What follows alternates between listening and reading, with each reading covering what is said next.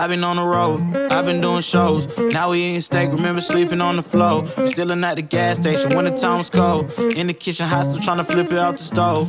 Rockin' fake J's, praying that nobody know. Watch them take my dog away, it was way too hard to stay composed. Fight to see the light of day, all this blood on my clothes. I was tired every day, green light, it's time to go. I don't wanna live life fast or die too young. Die too young. 100 miles per hour, I might crash cause the good die young. Oi, gente! Hoje eu vou falar para vocês sobre o preconceito entre a população negra e o uso de cannabis no Brasil. Como que esses dois fatores eles estão relacionados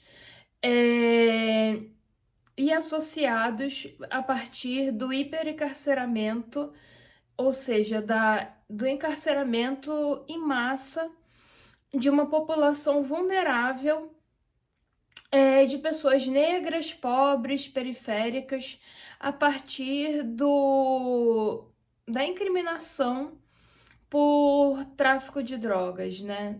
A gente tem aí uma cultura no Brasil de que as pessoas que são de uma classe vulnerável, elas estão sempre associadas ao crime de tráfico de drogas e nunca como sendo usuários.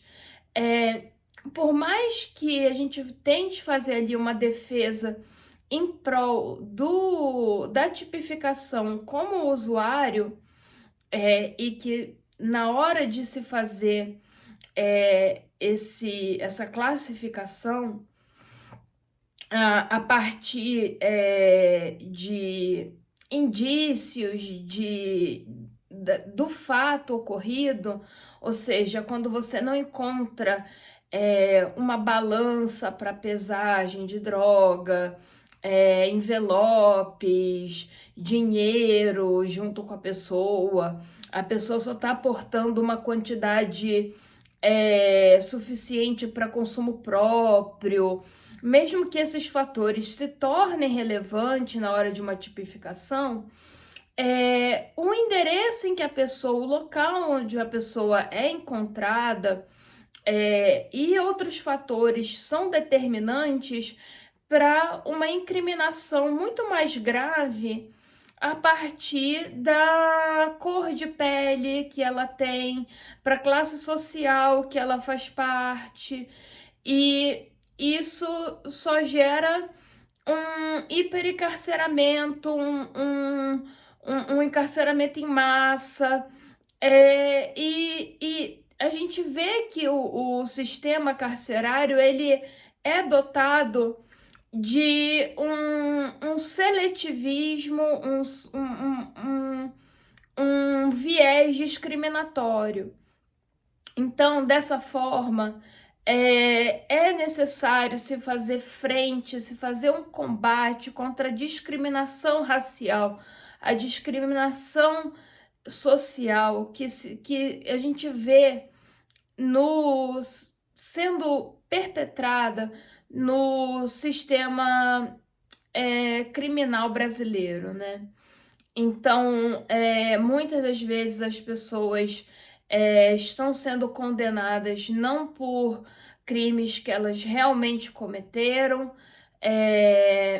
e são pessoas que, embora não necessariamente totalmente inocentes ou não, mas são pessoas que estão muitas das vezes respondendo por crimes muito mais graves do que elas realmente cometeram.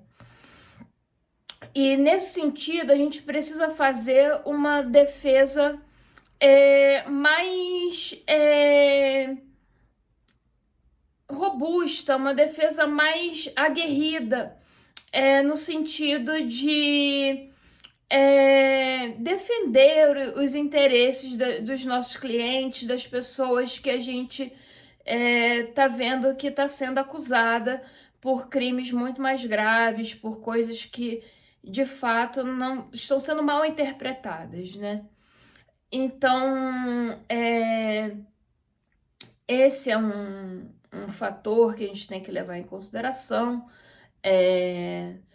sobre o hiperencarceramento, sobre o viés discriminatório no uso de drogas. Lembrar que a maioria das pessoas que são encarceradas por tráfico de drogas, na sua maioria são mulheres. O encarceramento feminino, ele cresceu mais de 600% nos últimos anos. São mulheres que se responsabilizam pela questão do tráfico, que ficam servindo de mulas, e isso gera ali, elas têm uma responsabilidade com os filhos, elas precisam serem beneficiadas por uma prisão domiciliar, e muitas das vezes esse benefício é negado.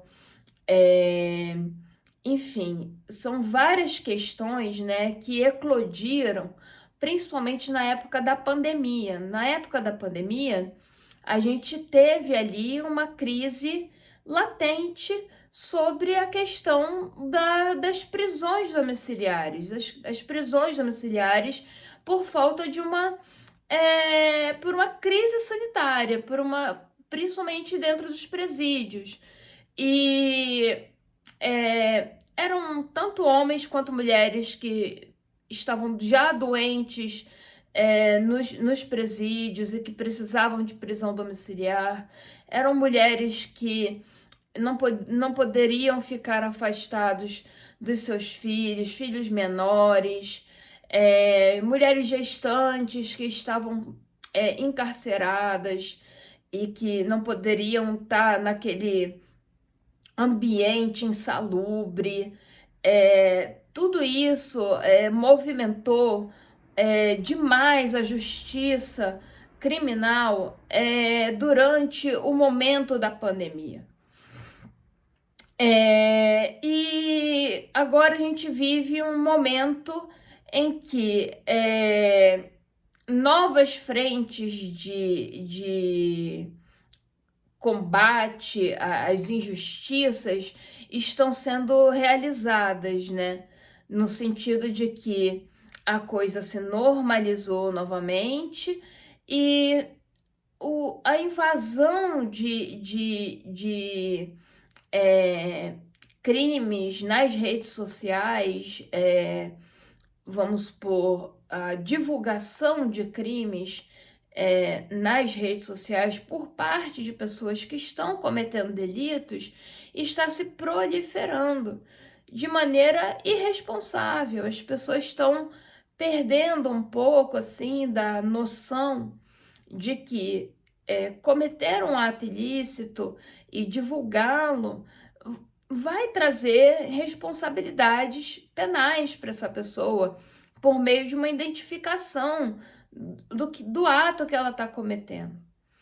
Isso prejudica uma defesa, isso faz com que uma defesa fique cada vez mais frágil, mais fragilizada, e a pessoa está criando provas contra si mesma. E a gente vê aí o grande impacto das mídias, seja uma mídia televisiva, agora a expansão das redes sociais como mídia de comunicação, um meio de comunicação, e a espetacularização de coisas absurdas, porque a gente vê que as pessoas estão perdendo a noção da realidade. E, assim, quando você tem meios de fazer uma defesa para uma pessoa, fica complicado você defender uma pessoa que está se divulgando como uma infratora. Então, a gente tem que pensar na questão que já existe todo um populismo penal, já existe todo um sentimento de vingança, de olho por olho, dente por dente, de pessoas que querem ver pessoas sendo punidas, de pessoas sendo penalizadas por atos ilícitos. Então, se você fica propagando, divulgando atos ilícitos que você venha a cometer, é pior ainda para você mesmo, porque uma defesa ao seu favor vai ficar cada vez mais fragilizada. E você já está produzindo provas contra você mesmo. A gente tem um discurso cada vez mais garantista, mas chega um momento em que fica indefensável. Então, assim, o que vai poder tentar ser feito é um acordo de não persecução penal, uma transação penal,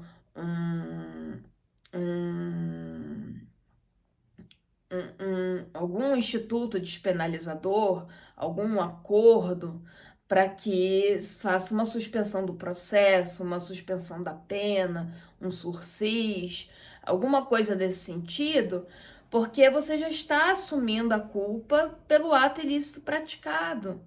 Então, a gente vai ganhar cada vez mais espaço, e isso é prejudicial, para negociação no âmbito criminal. E a negociação para o âmbito criminal é algo nocivo, porque você acaba com a questão do processo, você simplesmente exclui o processo do jogo e você já assume uma culpa, formal ou não, e você negocia ali medidas que você tenha que cumprir para que o processo fique suspenso, para que a pena seja suspensa, para que você cumpra determinadas medidas, a depender se o crime foi ou não praticado sem violência ou grave ameaça. Então, nesse sentido, é algo negativo, porque você vai ficar com uma... não gera, a depender, pode não gerar um antecedente criminal, mas você vai ficar com uma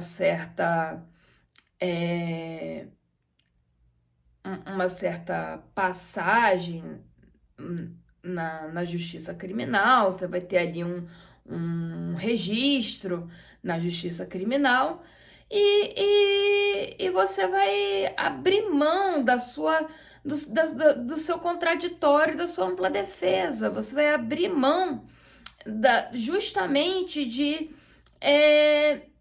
se defender, ser defendido, de contrapor a sua questão de narrar seus fatos, de debater, de dizer do que aconteceu, do que não aconteceu. Você abre mão disso, do debate, porque você já no início já faz um acordo. Você já faz um acordo e fica ali arrastando aquele acordo durante anos, tendo que cumprir diversas obrigações. E se descumprir, volta para o processo e aí vai responder o processo todo de novo. Então, é muito ruim esse tipo de atitude quando você já se autoincrimina, quando você já assume uma culpa, quando você já se coloca numa situação de ter que fechar um acordo, abrir um espaço para uma justiça negocial. Então, assim, as redes sociais não é um espaço para você ficar divulgando crimes que você cometa. É a pior ideia que você pode ter, porque vai abrir um espaço para algo negativo, que é justamente amplificar o espaço da justiça negocial, que é a pior das ideias. Tipo, em último caso, você apelar para uma justiça negociada. O ideal é que você não cometa crimes. Não cometa crimes. Caso aconteça algo que você tenha que ir para a justiça criminal, que você tenha garantia da sua ampla defesa e do seu contraditório, que você passe por um processo, que você tenha direito a ser defendido por um patrono, por um advogado constituído em sua defesa, porque esse é o curso natural das coisas e é o melhor dos caminhos. Então, assim, é a garantia da sua justiça para que você tenha os seus direitos garantidos, os seus direitos defendidos, e não tá negociando com o Ministério Público a pena que você vai cumprir. Você tá entendendo? Nesse sentido. Então, comecei aqui falando um pouco de direito penal, um pouco sobre a minha visão, principalmente após essa confusão toda do caso do saque indevido por causa do bug do Nubank. Falei um pouco sobre crimes de tráfico de drogas, preconceito, discriminação e combinando um pouco sobre a questão da justiça negociada e dando um alerta para vocês para não entrar nessa furada de ficar divulgando crimes na internet, porque vai prejudicar, vai cercear a sua defesa. Então, se gostaram desse vídeo sobre direito penal e gostam de ouvir eu falando sobre esses temas, se inscrevam no canal e me acompanhem para mais. Um beijo, Maíra.